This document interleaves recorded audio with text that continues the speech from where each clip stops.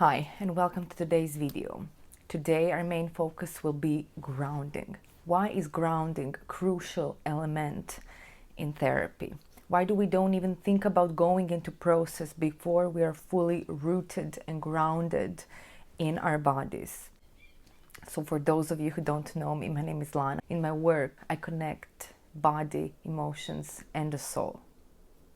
And we're not just focusing on a specific issue. We are rather focusing on a journey as a whole. So grounding. When it comes to grounding, grounding is important because if we don't feel ourselves, how can we allow ourselves to go into our shadows? How can we go beyond our traumas? How deeply do we breathe? How deeply do we feel life? Breathing and sensations.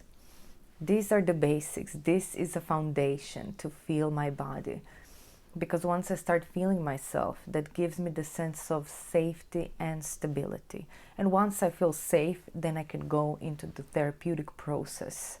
So then I'm not in a survival mode, but I'm actually fully present. And I choose, I have foundation, so then I can choose how deep do I want to go.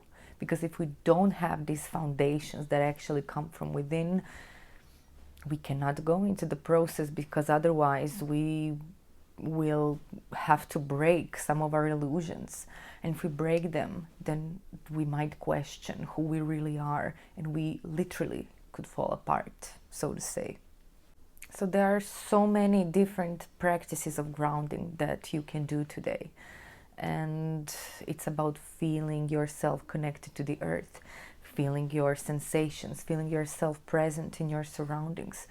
But what I want to say here is that the most important thing of grounding is once we learn how to ground ourselves in ourselves, and not just in our body, but also in our soul and in our essence. That's when we have that connection. That's when we have that stability that is so important. And also I want to say something that I find very important. When it comes to shamanic practices, they distinct lower world, middle world, and upper world. Upper world being the world of heavenly creatures, or heaven, so to say, Father Sky. Middle world is the world where we live, humans, and lower world is the world of nature. And that world of nature and animals tends to be perceived unconsciously as darkness, as hell also. But that is actually our resource, because we exist in all three worlds at the same time. Whole.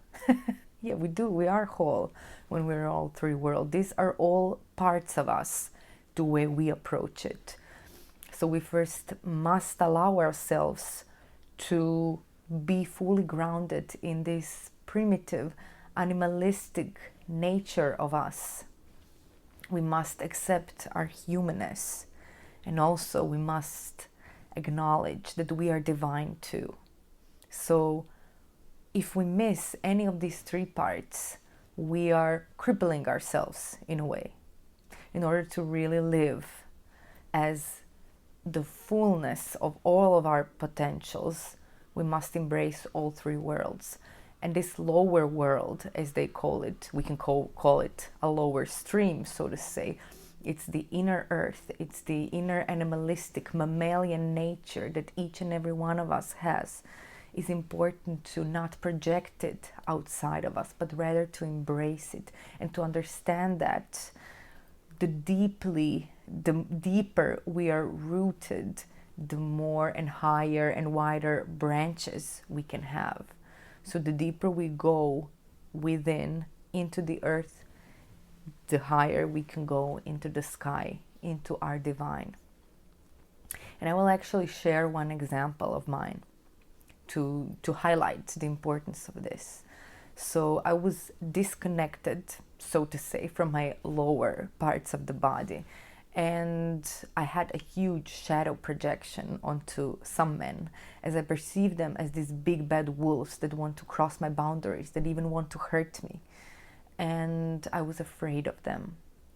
But once I realized that this is my potent energy, that this is actually my potential, and once I brought back to me this wolf that turned into a she-wolf, strong, resilient part of me that knows how to set boundaries, that knows how to get angry if necessary, that knows how to show teeth. And this is so important, because without that, I basically have no ground, and I'm a good girl, and I'm not unprotected.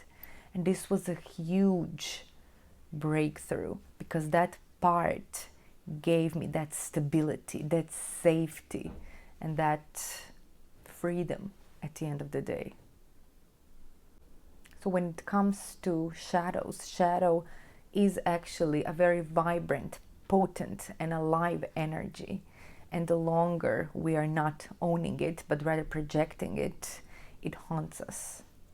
And once we allow it to inhabit our being, we will start feeling the fullness of who we are. And we will understand that there is no darkness, there is just disconnection.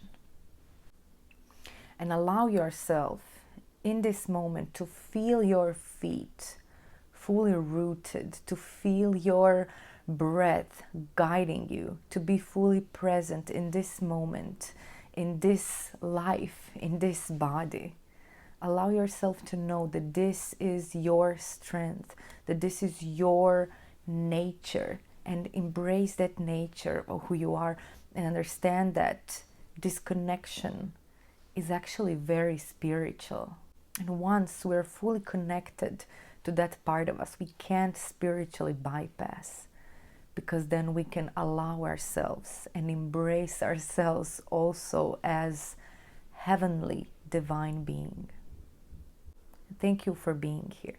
Now, if you want to go deeper, there are more materials on this channel, but you can also go to my website, therapywithlana.com, where you can download free offerings as classes, but also as practices. Or you can go into my web shop, where I offer movement classes if you want to feel that deeper connection between the body and the soul.